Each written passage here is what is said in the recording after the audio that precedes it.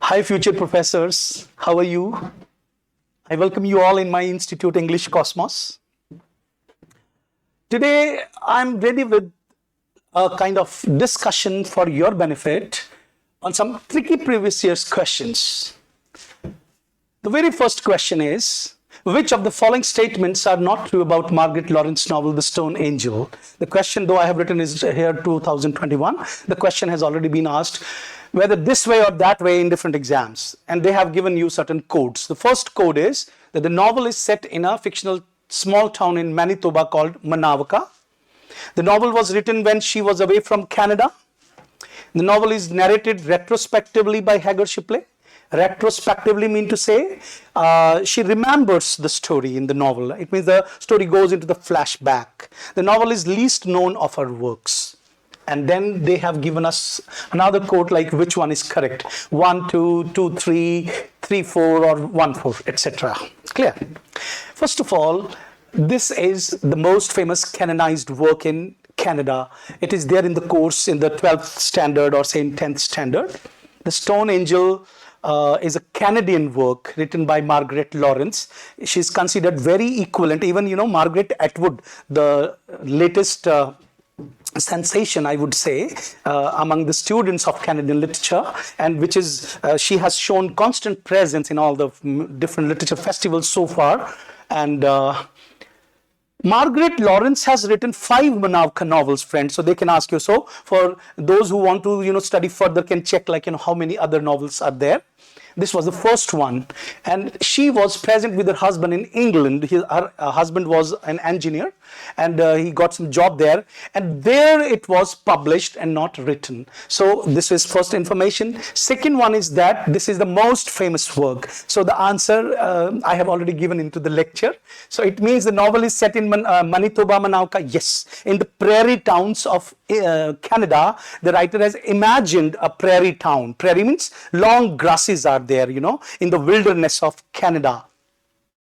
There, with the hardship of lives of the Puritan mindset Christians, how women feel stultified, how women feel, strangulated, how women feel that, though they consider that, we are very advanced society, America and Canada and England, and she has come up, Margaret Lawrence has come up with, she's opening the secrets like, no, women are still, being dominated by the male figures or say patriarchy over there.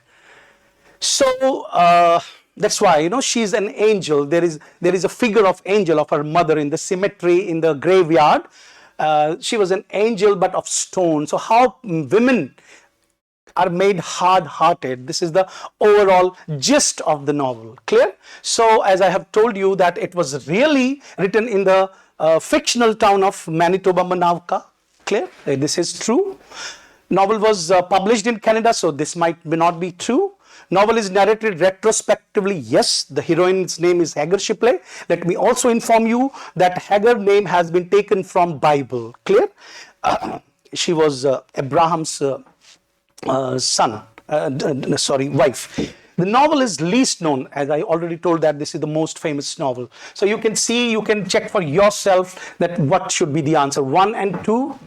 Okay, so 1 is already correct. Okay, so first cannot be the answer. B, 2 and 3. So you can see that third is correct, so this cannot be the answer. C point, second and fourth. You can see that second, it was published in it is written in Manawaka, that is prairie. So this cannot be, So it means what should be the answer then? That it should be like, the first, that the novel was, so you can see that in the second and fourth. It means it was published there. So this is wrong and this is wrong. So the answer is C, second and fourth. Now let's move to the next question. The Angel in the House. Angel in the House is again a very famous Victorian work, friends. It talks about the middle class femininity. The phrase originated with the popular long poem by, they have asked us a question like who has written this whole collection of poems. Again, Angel in the House is again the word angel is, having some different connotations, like whether women are really angel or not, and house can be taken as cage. Okay, so this is all about the history of this particular work. They have given us 4 different authors. One is Arthur Munby, Arthur Hugh Claw, Charlotte Mew, and Coventry Patmore. So dear friends, I have already given you the answer here, that it was written by Coventry Patmore, first published in 1854, and then it was expanded in 1862. So it's a Victorian work. Everybody knows that Victorian age is from 1837 to 1901. Clear? I have also given you, for your better information, like who are the other 3. Arthur Hugh Claw, everybody knows that Arthur Hugh Claw was, Scholar Gypsy, and Thyrsis, 2 poems were written by Matthew Arnold. So it in the memory of, this early deceased friend of his. Munby, Arthur Joseph Munby is a diarist, civil servant of Victorian age. So overall, they have asked these questions regarding all the either majorly famous Victorian writers or say slightly famous Victorian writers. And Charlotte Mary Mew was an English poet whose works spanned the era of Victorian poetry and modernism. Clear? So not very tough question. Because in all my notes, I have already given the details of all these things. Those who are watching me and had been my students, they know that I have given them this detail there in the class. And the question was there. Third question is, which of the following literary types is associated with the poetry of Charles Baudelaire? Baudelaire, you can pronounce him. It's a French word. Clear? Flaneur, poet moderate, encomium, and honnête homme. Dear friends, Flaneur, so this question is tricky and my favorite. My favorite in what sense? Because, I get to know about 2 or 3 or 4 different terms, when I study these kind of questions. So you can see here that Flaneur is a French noun referring to a person, literally meaning loafer. One who is living in a society, with shunning it almost, an object of scholarly interest. Like people, those who are intellectual, have a scholarly interest in this kind of middleman. And when they write the poetry on this kind of writer, we say it's a flaneur kind of poetry. So, poet moderate is a poet living in a life outside or against society. So, a poet moderate means a poet is there, but he doesn't, a bohemian type of person like John Donne was there. Clear? So Baudelaire, Paul Verlaine, Arthur Rimbaud, everybody knows these writers are, again, can be asked in other question because these are all associated with French symbolism. Clear? Third one is an encomium, a common noun, a phrase, not a phrase, a common noun, which finds place in where, we are praising someone. So the meaning of this word means praise of a person or a thing. And honnête homme is a gentleman. So the question is like, which of the following literary types is associated with the poetry of Charles Baudelaire? So dear friends, it is a noun referring to a person, literally meaning loafer. The poetry of Charles Baudelaire made this figure the object of scholarly interest. Here lies the answer. It means the answer is flaneur. Again, let's come to the next question. The next question is, which of the following novels acted as an influence on Salman Rushdie in forging a new narrative style in English? Salman Rushdie is famous for post-colonial writing, for chutneyfication, everybody knows. Clear? Recently he was attacked and he lost his one eye. And very sorry for that. The person who's raising voice of egalitarianism, raising voice of equality, and religious plurality and all, was attacked. So let's come to the question. The question has come for multiple times in the exam.